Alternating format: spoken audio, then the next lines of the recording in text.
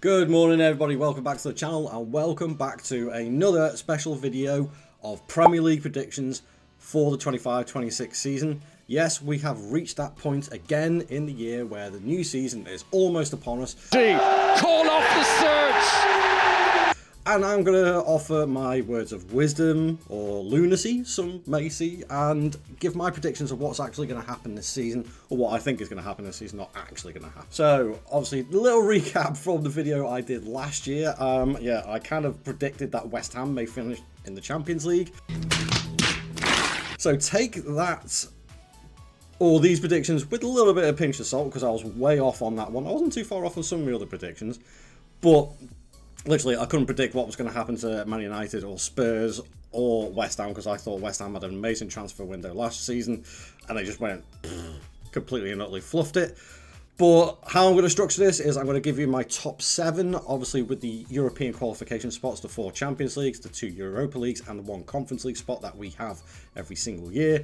And then I'm going to offer my relegation candidates, and then the mid-table ones at the end. So, starting from position number 7, I am going to go with a club that is, needless to say, in a little bit of turmoil, struggling to bring players in, and that is Newcastle United. Now, obviously, Newcastle have been in the headlines from the transfer window all the way through the summer for pretty much all the wrong reasons. They've fluffed a few things up, in my opinion, regarding the Isak situation and other bits and pieces, and they just can't seem to get anybody over the line. And the fact that they've only signed Anthony Elanga, Aaron Ramsdale, goalkeeper, and a couple of young lads, Antonio Cordero and Seung Soo Park from North Korea. Things are looking a little bit bleak, but I still think they will have enough quality to finish in a European spot, albeit the lesser European spots. So that's my prediction for Newcastle being number 7. Number 6 is a little bit of a surprise, and I'm going with Spurs for this year. I think Spurs have done remarkably well bringing in an absolutely class manager in Thomas Frank, and he is going to be the main difference. He is a brilliant manager, but they've also spent pretty well in the summer. They've brought in João Palhinha, who I think is a really good DM from Bayern Munich, a young Japanese player called Koto Takai from Kawasaki Frontale, Luka Vuskovic from Hajduk Split, Kevin Danzo has made his move permanent, Matisse Tell has made his move permanent as well, and the biggest one of all, Mohamed Kudus from West Ham, I think is an absolute steal. Well, I say a steal, 64 million is still a lot of money, but I think that is a really, really good signing for Spurs. So I think they are actually going to finish Europa League spots, which is going to be a major jump up. And then just in front of them, at number 5, will be Brighton. Now, Brighton will be building on what they achieved for last season, and I think they will go a step further. Yes, they've lost João Pedro, one of their biggest stars, but they've managed to keep hold of quite a few of their other players, namely the likes of Van Heck at the time of recording, and Baleba at the time of recording this video are both still at the club. 2 very, very key players for them. Also adding in the likes of Tommy Watson, Young Do Young, Charles Lampos Costulis, Diego Coppola, who is a very, very good Italian defender, Nils Ramming from Eintracht Frankfurt, Oliver Boscogli from PSV, and Maxim De Kuyper, who is another very good left-back, replacing Estepinian. So I think that will push them for that first Europa League spot, and you never know, depending on how the British teams get on in the Champions League this season, that may even end up as a Champions League spot. Who knows? Then we're coming into the top 4, and this is going to be probably one of the more controversial thoughts, but in 4th, I'm going for Chelsea.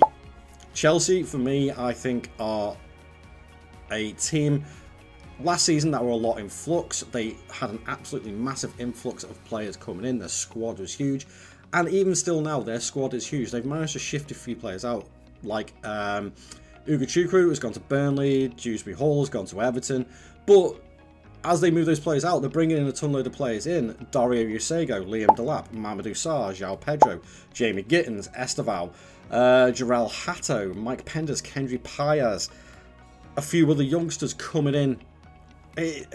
Their squad is still so bloated, but this time I think a year under Maresca, they're a little bit more gelled, and I think they actually could pose a serious threat to the Champions League spots. So that's my number 4, Chelsea. Now for the top 3, and this is going to be the tight one. I don't think it's a massive shout to say that the likes of Arsenal, Man City and Liverpool are going to be the top 3 again this season. I think that is just a given at the moment, the way all three clubs have run. But in third position, I'm going for Arsenal. In second, Man City. And my champions for this year will, of course, be my club, Liverpool. But I think that is a fair, and that's not just me being biased, I think that is a fair prediction, considering the amount of money that has been spent by all three clubs. And given a quick rundown, you look at Arsenal, they brought in Kepa from Chelsea as a backup keeper, Martin Zubimendi from Sociedad, Christian Norgard from Brenton, Gyökeres from Sporting, Madueke from Chelsea, which is a little bit weird. But another really good signing, it's a little bit of a gone under the radar signing, Christian Mosquera from Valencia. Watch out for that guy. He's a very, very good centre-back. Then if we have a look at Man City's signings, Tiani Reinders, Ryan Nori, Marcus Bettinelli, Rayan Cherki, Zveri Naipan, and James Trafford. There's some really, really good signings as well, and will strengthen the squad. I think City are going to bounce back a little bit more next season, probably give Liverpool a run for the money. And then obviously Liverpool, I mean, what we've done in the transfer market is absolutely outstanding. Frimpong, Kirkes, Marmadashvili, Pesci, Wirtz, Freddie Woodman, Hugo Ekitike. Potentially, even at the time of recording, as this week is probably the resounding week for the Isak transfer saga, it's more than likely Isak will join Liverpool. Don't shoot me if he doesn't. And also, more than likely, another centre-back or two before the end of the transfer window. So, I have to put Liverpool down as winners because we won it with basically Klopp's squad last season, making no signings bar Federico Chiesa. But this year, we've spent some money, and all the other fans are getting salty about it, but that's not my problem at the end of the day. That's just my club spending money and being properly frugal and proper with their finances. That's the way it is at the end of the day. So that is my top 7. My top 7 rundown being Liverpool's champions, Man City, Arsenal, Chelsea, Brighton, Spurs and Newcastle as my top 7 in the Premier League by the end of 2026 season. Ooh, that is some bold statements going on in there, but I think that's fairly accurate, and there will be a couple of omissions there that some people may not like, but it is what it is. Now we're going to go into the relegation candidates, and this is probably going to be even more controversial. So obviously, relegation candidates, everybody's predicting Leeds, Sunderland and Burnley. I'm not entirely sure about that this season. I personally think Leeds and Sunderland may do alright, but it's Burnley that I do worry for again, because if we have a look, I have my little transfer list here. They have brought a lot of players in. Bashir Humphreys, Jadon Anthony, Marcus Edwards from Sporting Lisbon, Max Weiss, Quillendish Hartman, who is a very, very good signing, but he was out injured all last season for him. Jakob Brun Larsen, Kyle Walker from Man City, Axel Tuanzebe from Ipswich. I mean, they're good players, they're good squad players, but are they good enough to keep Burnley in the Premier League? Unfortunately not for me anyway. I think they are going to finish dead last, right at the bottom of the Premier League in 20th.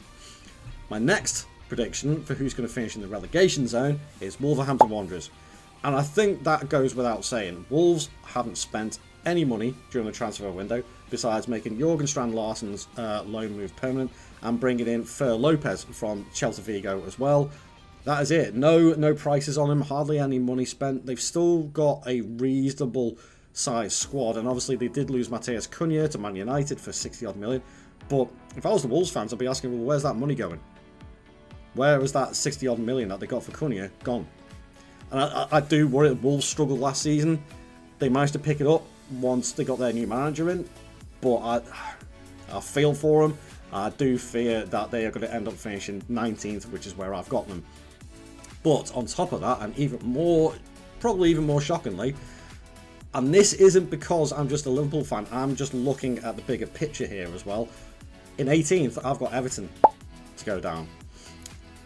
They've made some signings, and they are continuing to make some signings as well. I believe, even though it's not on my transfer list here at the moment, Dewsbury Hall has made his move permanent to Everton as well. But they brought in Charlie Alcaraz, Thierry Barry, Mark Travers and Adam Asnu. They have a reasonably decent squad, but I don't know. Moving into a new stadium, that can also be a bit of a curse, as teams, when they move to new stadiums, they have a little settling in period, which could be detrimental to Everton. But for me, at the moment, I don't think they've done enough to rectify the issues that they had last season. I think the signings they brought in are decent signings, but I still don't think it's enough to keep them out of the relegation fight, and I've got them in 18th. Now, to some that might be actually quite shocking, and if I'm working my way up from 18th, in the rest of the positions I've got for the mid-table teams are 17th will be Leeds, 16th will be Sunderland. So I fully expect those bottom 6 teams and 15th and 14th, which I've got down as Brentford and Palace, I expect all those teams probably from about 11th, 12th even, downwards, all to be involved in a relegation fight, because in 12th I've got Bournemouth. Bournemouth have been completely and utterly ripped apart this summer, and the rivals that they brought in are some absolute class players. George Petrovic from Chelsea, Adrian Truffert from Rennes, who's a brilliant left back, and Junior Krupi from Lorient, who is a brilliant attacking midfielder, but he's young and it's going to be hard to rely on him. They still don't know what's happening with Zabanier. They've lost Kirkes to Liverpool, they've lost Howson to Real Madrid, 2 of their key players from last season, so that's why I worry for them. Bournemouth being in 13th, sorry. West Ham I've got in 12th, so no Champions League qualification for them. But wait! There's more! Yeah, they've made some signings. I mean, if we have a look at West Ham's signings, Todibo, permanent. Kyle Walker-Peters from Southampton, Callum Wilson. Probably their best signing is actually that El Hadj Malik Diouf, new left back. I think he's a very, very good player. Another one to watch out for this season. And then we've got Palace and Brentford. Palace have made virtually no signings. Walter Benitez and Borna Sosa. I believe Ousmane Diomande may be another player that's on his way in, but I don't know whether that's been done properly or not. So with the Diomande thing, it doesn't look like it's going ahead at the moment. I thought that was going to be made, but obviously the deal with Gahey and things like that going on at the moment. And it looks like they're looking at other centre-backs as well, so it's going to be difficult for Palace, and the same for Brentford as well. They've lost some key players, and again, they've brought in some decent ones. I mean, they brought in Henderson, obviously, Kelleher from Liverpool, Coyote's made his permanent transfer from Fiorentina as well, which is a really good signing. Anthony Malambo from Feyenoord is a really good signing for him. And obviously a new manager coming in, but again, I think that is going to impact them, and I think they could end up in that bottom half of the table, possibly fighting out in a relegation scrap. I don't think Brentford will get relegated, but it's not out of the realms of possibility, I suppose. And then to round it off, from position 11 up to number 8. In 11th, again, mid-table mediocrity, again for Fulham is what I'm expecting. 10th position just above that, I'm expecting it to be Nottingham Forest. And then flipping between the two, either 8th or 9th, is going to be Man United and Aston Villa. It's going to be between those two. I think Man United, after finishing near the relegation zone, along with Spurs last season, both of them are going to have improved seasons. Man United have signed a couple of really, really good players in Mbeumo and Cunha, but they've still not rectified things in their defensive and midfield areas, so that's where I think they are going to slip up. I think the results will get better for them, but no Europe qualification by the end of the season. That's what I'm expecting. And it's the same for Villa as well. Aston Villa, again, suffering financially a little bit. They have brought in a few players, but a few unknown players more than anything else. So it's more like squad strengthening with them, and they could potentially still lose the likes of Ollie Watkins as well. That is a potential thing, and that means that they'll have to go and get a new striker, and that is incredibly difficult to do in this market, as has been seen all summer long, with all the different strikers being touted for moves and things like that. So there we have it, folks. That is my Premier League predictions for the 25-26 season. Champions are going to be Liverpool. European qualification is going to be City, Arsenal, Chelsea, Brighton, Spurs and Newcastle. Relegated teams are going to be Everton, Wolves and Burnley. That is my predictions. Let me know what you think in the comments down below. Leave a like on the video. Subscribe to the channel if you can, please. And I'll see you guys in the next video. Thank you very much for watching. I'll see you later. And good luck in the season. Ta-ra.